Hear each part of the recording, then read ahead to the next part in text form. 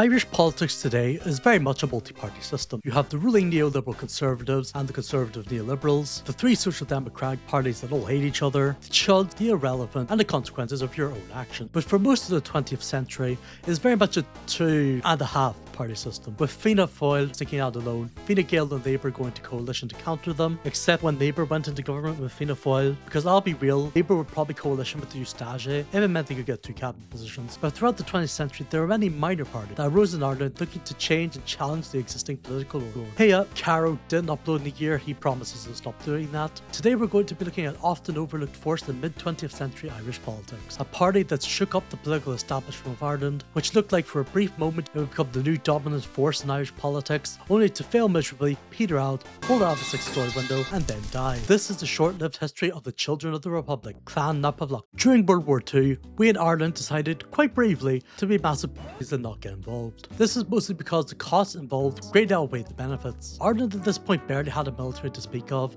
and not much capacity to equip a large enough army to make a meaningful impact. At the most, all Ireland could have offered was being a troop and shipping hub across the Atlantic, and even so, Derry was literally right there, and doing that the entire war. And even if Irish troops were involved, all you need to look up what happened to us at Gallipoli and why letting British command oversee our troops was maybe not the best idea. Add to that the possible threat of invasion, and it just wasn't really worth it for us. We opted instead to secretly help the Allies. This was through intelligence such as weather forecasts, access to certain Irish airspace, and allowing Irishmen to emigrate to Britain to work in wartime industry and enlist in the British Army. Contrary to literally everywhere else in the globe, the end of the war actually made things worse for Ireland. By not taking a side in the war, Ireland was left more diplomatically isolated. Although the extent of this diplomatic isolation is often over-exaggerated, it is true that Ireland was denied entry to the United Nations because the Soviet Union and the greatest anti-communist to ever live, Joseph Stalin, vetoed Ireland's entry to organisations for not lending a hand of sending Hitler directly to hell. Economically, Ireland wasn't doing too well. Irish industry had taken a heavy hit since Ireland's trading partners were focusing on the whole defeating fascism thing compared to, regular old trade. It's estimated that Ireland's industry declined by 30% during the duration of the conflict. Plus those temporary workers sent to Britain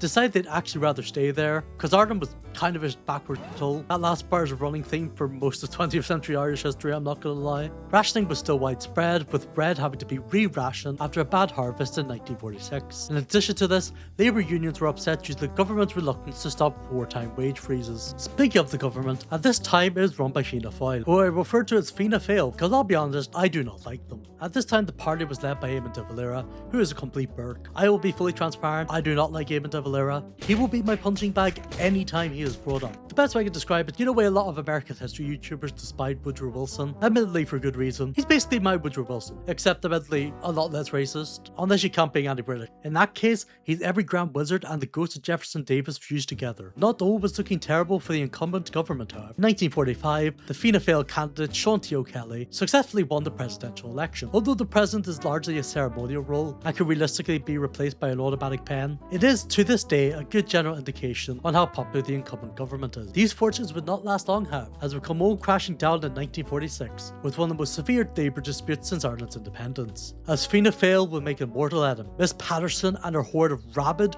brain-rotted 11-year-olds. The 1946 teacher strike largely begun over pay disputes. The government had given pay increases and bonuses to civil servants, but excluded teachers from this. The teachers of the national schools, poorly paid and underfunded as teachers usually are, were obviously a tiny bit miffed at this. Negotiations between the Irish National Teachers Organisation and Fianna Fáil government broke down, and in March 1946, 1,200 teachers from 140 schools went on strike, and would last until the 28th of October the same year. During this time, literally everyone turned against De Valera's government. The public largely supported the strike, the Irish press was overwhelmingly in favour of the striking teachers, even the Catholic bishops of Ireland, which had immense influence over the country. Admittedly, the same way a tapeworm has immense influence over one's digestive system, also came out in support of the teachers. Eventually, after 7 months, the teachers agreed to return to work because the education minister deadass pulled the "won't someone think of the children" bit from The Simpsons. Then, as an extra f*** you to the teachers, he gave pay rises to the ones who didn't go on strike. Real 4D chess moves from the Fianna Fáil Department of Education. The strike would have two long-term outcomes for Irish politics. For one, Fianna Fáil would alienate teachers for generations against them, which was pretty bad since teachers and upper middle class professionals made up a significant voting bloc for the party. The second point is that they alienated literally everybody else. The electorate was heavily turned against the incumbent government, but Dermot led the party for 14 years. Surely they'd recover from this. But whilst Fianna Fáil was busy Old F4ing their own party, a new force was forming in order to challenge the political status quo. But in order to understand the party, we need to look at the man at its centre, Sean MacBride. So I present to you the Sean MacBride lightning round. Son of executed 1916 leader John MacBride, Sean MacBride was born in Paris in 1904. Because of this, he spoke with a distinct French accent. This has absolutely zero relevance, but I find it slightly amusing. He grew up in County Wexford before going to DCU to study law and agriculture. He decided education was not for him, however, and decided instead he would join the RA at age 16. He sided with the anti-treaty side in the Civil War, and despite his close ties with Dev, he decided to join the RA, becoming its chief of staff. That is it for the Sean MacBride lightning round. MacBride and other hardcore Republicans were dissatisfied with Fianna Fáil, and specifically its crackdown on the IRA. In 1932, Dev legalised the organisation, only to recriminalise it in 1936. Because it turns out having an armed military group not accountable to the state is a prime recipe for a lot of people getting murdered. Crackdown against the organisation would intensify during the war, as the organisation's leadership decided if there was one thing more important than upholding the 1916 leaders' ideal of a democratic republic, it was bombing the British, and thus were actively working with the Germans to bomb Britain in and outside Ireland. The final straw for said hardline Republicans was the death of former head of the IRA, Sean McCaughey, on hunger strike in Portaloge prison on the 10th of May 1946.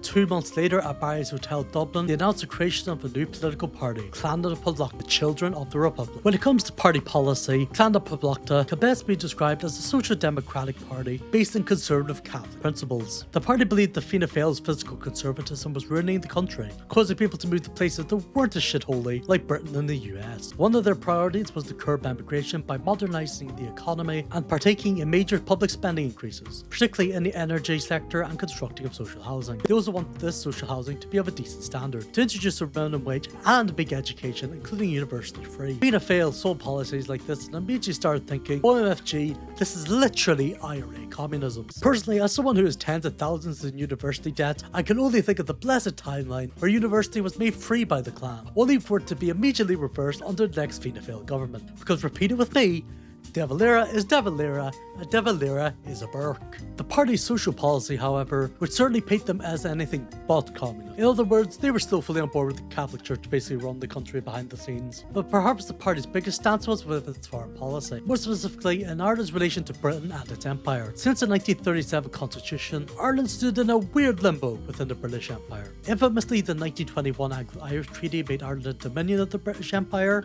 with members of the Dáil needing to swear allegiance to the British monarch. Throughout Dev's early years in office, he had taken steps to rid British influence in Irish politics, so by 1948, Ireland was a member of the British Commonwealth, but with next to zero actual British influence. Dev did this on purpose. He believed Ireland was a republic in all but name, and leaving the Commonwealth would only deepen partition on the island. Clann Na Poblachta, however, took the view that Ireland should become a republic anyhow, and that partition would eventually solve itself, regardless of whether Ireland was in the Commonwealth or not. Coming into the 1948 election, things were looking good for MacBride's party, yet due to more Fianna Fáil scandals, his party was able to win 2 by-elections, one in Dublin, with the seat being taken by MacBride himself, and another in County Tipperary, and Fianna Fáil only barely managed to hold on to their seat in County Waterford. Although with Fianna Fáil's reputation being in the mud, the Irish Labour Party had split in two, and because of their simple economic policies, this also benefited MacBride and his party. On the eve of the 1948 election, momentum looked like it was on Clann Na Poblachta's side, giving an overwhelming success in the 1947 by-elections, and the fact the party fielded 90 candidates, it gave the impression of a party that was confident and maybe even on the cusp of gaining power. Some news outlets in Ireland even predicted an outright Clan majority. This confidence was heavily misplaced, however, as by the end of the election, the Clan would come away with only 10 seats. Fianna Fáil was still the largest party with 68 out of 147 seats, Fine Gael got 31, 2 rival Labour parties got 19 combined, and the rest were taken by smaller agrarian parties and independents. This led many questions on exactly how the